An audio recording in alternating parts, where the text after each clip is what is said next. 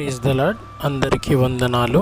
ప్రియ దేవుని బిడ్డలందరికీ, సమస్త జనులందరికీ Paul William ministries and Paul William foundation తరపున శుభాలు తెలియజేయుచున్నాము. పరలోకపు తండ్రి అనుదిన ఉదయకాలపు ఆశీర్వాద వాక్యములో భాగంగా మనము ఈరోజు ఒక వాక్యాన్ని పరిశుద్ధ గ్రంథం నుండి ధ్యానించుకొని ప్రభువుకు ప్రార్థన చేసుకొని మరి ప్రభువును మహిమపరుచుకొని ఆయన యొక్క గొప్ప మేలులకు ఆశీర్వాదాలకు పాత్రులమవుదామని తెలియజేస్తున్నాము. ఈరోజు మరి కీర్తనల గ్రంథము 18వ అధ్యాయము 46వ వచనాన్ని చదువుకొని ప్రభువును మహిమపరుచుకొని ప్రార్థన చేసుకుందాము. కీర్తనల గ్రంథము 18వ అధ్యాయము 46వ వచనము. యెహోవా జీవము గలవాడు, నా ఆశ్రయదుర్గమైన వాడు, స్తోత్రార్హుడు, నా రక్షణకర్త అయిన దేవుడు బహుగా స్తుతి నొందునుగాక. మరొక మారు చదువుకుందాము. యెహోవా జీవము గలవాడు, నా ఆశ్రయదుర్గమైన వాడు, స్తోత్రార్హుడు, నా రక్షణకర్త అయిన దేవుడు బహుగా స్తుతి నొందునుగాక అని కీర్తనకారుడు అంటున్నాడు. కీర్తనకారుడు ఎంత గొప్పగా దేవుని గురించి ఈ వాక్యంలో వివరిస్తున్నాడో మనం గమనించవచ్చును. కీర్తనకారుడు దేవుని గురించి ఒక్క మాటలో జీవము గల దేవుడిని మనం కలిగి ఉన్నామని చాలా స్పష్టంగా ఆయన వివరించడం మనం గమనించాలి. మనుష్య కుమారుడు ఎవరు అని మనుషులు చెప్పుకుంటున్నారు అని యేసు ప్రభువారు అడిగినప్పుడు స్వయంగా పేతురు యేసు ప్రభుతో ఇలా సెలవిచ్చాడు, నీవు జీవము గల దేవుని కుమారుడవు అని సెలవివ్వడం జరిగింది. మరి దీనిని బట్టి జీవము గల దేవుడు, పరలోకపు తండ్రి అయిన జీవము గల దేవుని యొక్క కుమారుడు మన యేసు ప్రభువు వారని మనం తెలుసుకోవాల్సిన అవసరం ఎంతైనా ఉంది. అంత మాత్రమే కాకుండా నా ఆశ్రయదుర్గమైన వాడు, నా రక్షణకర్త అని కీర్తనకారుడు తెలియజేస్తున్నాడు. మరి దేవుడు సమస్త విశ్వాసులకు ఆశ్రయదుర్గమైన వాడు, స్తోత్రార్హుడు, రక్షణకర్త అని మనం గమనించాలి. అవును, ఇంతటి గొప్ప దేవుడు బహుగా స్తుతి నొందును గాక అని కీర్తనకారుని వలె మనము కూడా కోరుకోవలసిన వారముగా మనము ఉన్నాము. యేసుక్రీస్తు ప్రభువు వారు జీవము గల దేవుడు అని గుర్తించాడు పేతురు. ఈరోజు మీరు నేను కూడా అంత అవగాహనలోకి రాగలిగితే మనము ఆయన నుండి ఎన్నో మేలులు ఆశీర్వాదాలను పొందుకోగలుగుతాము. ప్రియ దేవుని బిడ్డలారా, మరి ఈరోజు మనం పరలోకపు తండ్రిని అనేక విధాలుగా పిలుచుకుంటున్నాము. సమాధానకర్త, శాంతికర, స్తోత్రార్హుడ అని మనం ఆయనను పిలుచుకుంటున్నాము కదా. మరి మన ప్రభువైన యెహోవా వారు సాక్షాత్తు ఆయన ఈ లోకానికి వచ్చి ఆయన గురించి ఆయన మాట్లాడుతూ నేనే మార్గమును, నేనే సత్యమును, నేనే జీవమును అని ఆయన పలకడం మనం గమనించాలి. అవును, ఆయన వద్ద జీవము ఉన్నది కనుకనే ఆయనను ఆశ్రయించిన మనందరికీ క్షమాపణ ప్రసాదించి ఆయన రక్తం చేత మనలను కడిగి ఆయన సన్మార్గంలో మనలను ప్రభువు వారు నడిపించటం మనం గమనించాలి. యేసు ప్రభువును తెలుసుకోవటమే ఒక రకంగా జీవాన్ని తెలుసుకోవటంగా మనం భావించవచ్చును. జీవింపచేసే శక్తి కేవలం మన ప్రభువులో మాత్రమే ఉన్నది అని మనం తెలుసుకోవాలి. ఒకవేళ నీవు ఈ క్షణం వరకు నిర్జీవమైన స్థితిలో ఉన్నావా, నిర్జీవమైన పాపపు మార్గాల్లో ప్రయాణించి ఉన్నావా, పాపము వలన వచ్చు జీతము మరణము అన్నట్లుగా మరణానికి పాత్రుడవయ్యేంత పాపపు దుర్బలత్వంలో నీవు ఉండి ఉన్నావా, ఈ క్షణమే నీవు మారు ఆలోచించకుండా ప్రభు సన్నిధికి చేరుకో.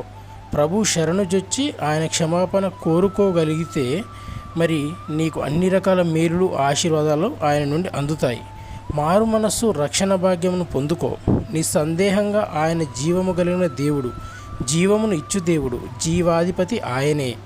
ఆయన సన్నిధిలో నీకు జీవము ఉన్నది, రక్షణ ఉన్నది, శాంతి ఉన్నది, సమాధానం ఉన్నది, నెమ్మది ఉన్నది. నీవు ఆ పరలోకపు తండ్రిని నీ హృదయంలో చేర్చుకోవటం వలన నీవు జీవిస్తావు, రక్షణ పొందుకుంటావు. అంత మాత్రమే కాకుండా ఆయన ఆశ్రయదుర్గమైన వాడు. లోకాన్ని ఆశ్రయించిన వారు, లోక సంబంధమైన వ్యక్తులను ఆశ్రయించిన వారు అనేక సందర్భంలో అవమానాల పాలు అయ్యారు, తృణీకరించబడ్డారు. కానీ మన జీవము గల దేవుడిని ఆశ్రయించిన వారు ఎవ్వరు కూడా, ఏ ఒక్కరు కూడా తమ జీవితాలలో వెనుదిరిగి చూడకుండా తమ విశ్వాస మార్గంలో దూసుకొని పోవటం మనం గమనించవచ్చు. ఇందుచేతనే పరిశుద్ధ గ్రంథంలో కీర్తనకారుడు అంటున్నాడు, మనుష్యులను ఆశ్రయించటం కంటే దేవుడిని ఆశ్రయించటం మేలు అని. పై వాక్యాల్లో కీర్తనకారుడు తెలుపుచున్న మరొక మాట, ఆయన మన రక్షణకర్త అని అంటున్నాడు. అవును, ఆయన మన రక్షణకర్త అనే విషయాన్ని మనం 100% అంగీకరించి తీరాలి. ఎందుచేత అనగా, దినములు మహా చెడ్డవిగా ఉన్నాయి, ఎవరిని మింగుదునా అని అపవాది గర్జించు సింహం వల్ల వెతుకుచున్న ఈ పరిస్థితులలో నీవు నేను ఇంతటి సౌకర్యంగా క్షేమంగా ఆయనను ఆరాధించగలుగుతున్నాము అంటే కారణం కేవలం ఆయన మన రక్షణకర్త అయ్యి ఆయన రక్షణలో మనలను కాచి కాపాడుతుండటం వల్లనే అని మనం తెలుసుకోవాలి. ప్రియ దేవుని బిడ్డ, మనుష్య కుమారుడు ఎందుకు ఈ లోకానికి వచ్చాడు అని అన్న ప్రశ్నకు స్వయంగా యేసు ప్రభు వారే సెలవిచ్చారు. నశించిపోతున్న దానిని వెతికి రక్షించడానికి మనుష్య కుమారుడు ఈ లోకానికి వచ్చాడు అని. ఒకవేళ ఈ క్షణం వరకు మన జీవితాల్లో నిర్జీవమైన కార్యక్రమాలతో అర్థం తెలియని బ్రతుకుచూ ఉన్నట్లయితే, దుఃఖంతో వేదనతో పాపపు భారంతో కృంగిపోయి ఉన్నట్లయితే ఇప్పుడే నీ జీవితాన్ని దేవుడికి అప్పగించు.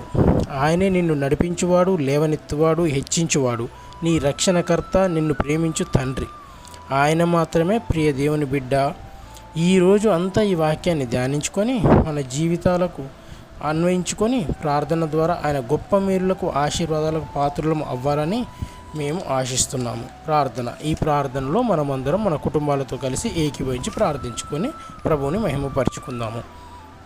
పరలోకమునందున్న మా తండ్రి యెహోవా, మీ పరమ పవిత్రమైన పాదములకు వందనాలు, స్తుతులు, స్తోత్రములు తండ్రి. కరుణామయ జీవాధిపతి, మీకు కోటానుకోట్ల కృతజ్ఞతాస్తుతులు, స్తోత్రములు దేవా. అవును తండ్రి, మీరు జీవము గలవారు, మా యొక్క ఆశ్రయ దుర్గమైన వారు, మా యొక్క ఆశ్రయ దుర్గము కూడా మీరే తండ్రి. స్తోత్రార్హుడు తండ్రి, మీరు రక్షణకర్త తండ్రి, మీరు బహుగా స్తుతి నొందాలి ప్రభువా. మేము మనస్ఫూర్తిగా హృదయపూర్వకంగా మేము తెలియజేసుకుంటున్నాము తండ్రి. మీ యొక్క కృపలోనే మేము భద్రపరచబడి మేము నడుస్తుండగా నా దేవా, నా తండ్రి, మా చివరి శ్వాస వరకు ప్రతిరోజు మిమ్మల్ని మేము మా రక్షణకర్తగా మేము అంగీకరిస్తూ ముందుకు సాగుతాం తండ్రి. ప్రభువా, ఇదిగో తండ్రి, మరి ఈ వాక్యానుసారములుగా ఈ వాక్యంలో కీర్తనకారుడు ఏ విధంగానైతే భావిస్తున్నాడో ఆ విధమైన భావనలను కలిగి, ఆ విధమైనటువంటి వ్యక్తిత్వాలతో, ఆ విధమైనటువంటి సమర్పణతో మేము ముందుకు సాగటం కావలసిన సకల శక్తి సామర్థ్యాలను మాకు అందించండి ప్రభువా. ఇదిగో తండ్రి ప్రభువా, మరి ఈ ఉదయకాల సమయంలో ఇట్టి ప్రార్థన విజ్ఞాపనలో పాలు పంపులు పొందుకుంటున్న ప్రతి బిడ్డని, ప్రతి కుటుంబాన్ని దర్శించండి తండ్రి. మాలో ఎవరెవరికైతే ఏ అవసరతలు ఉన్నాయో అవసరతలన్నింటినీ మీ కృపలో తీర్చండి తండ్రి. మరి మాలో ఎవరెవరికైతే ఆర్థిక రుణ బాధలు ఉన్నాయో అట్టి రుణ బాధల నుంచి లేవనెత్తండి ప్రభువా. సమృద్ధిలోనికి నడిపించండి ప్రభువా. మాలో ఎవరైతే దీర్ఘకాలిక వ్యాధులు, రోగాలతో సతమతమవుతున్నారో వారందరినీ స్వస్థపరచండి ప్రభువా. కల్వరి సిల్వలు మీరు కార్చిన రక్తం చేత మమ్మల్ని ప్రోక్షించి లేవనెత్తి నడపండి ప్రభువా. ఎందుచేతనగా మీరు మా రక్షణకర్త, జీవము గల దేవుడు, మా జీవాధిపతివి నీవు తండ్రి. నీవు మాత్రమే మమ్మల్ని నడిపించువాడవు, మమ్మల్ని హెచ్చించువాడు, మమ్మల్ని కాపాడువాడవు తండ్రి. మేము విశ్వసిస్తున్నాం ప్రభువా.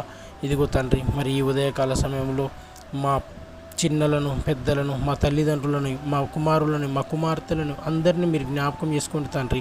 మీ సువార్త ప్రకటించేవారిని, సువార్థికులని, సువార్థికురాళ్ళని, దైవజనులని, మిషనరీలను మీరు జ్ఞాపకం చేసుకోండి తండ్రి. మమ్మల్ని అందరినీ మీ కృపలో కాచి కాపాడి భద్రపరిచి ఆశీర్వదించి నడిపించండి తండ్రి.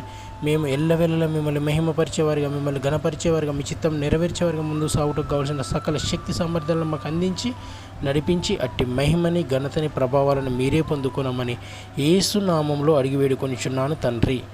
ఆమేన్.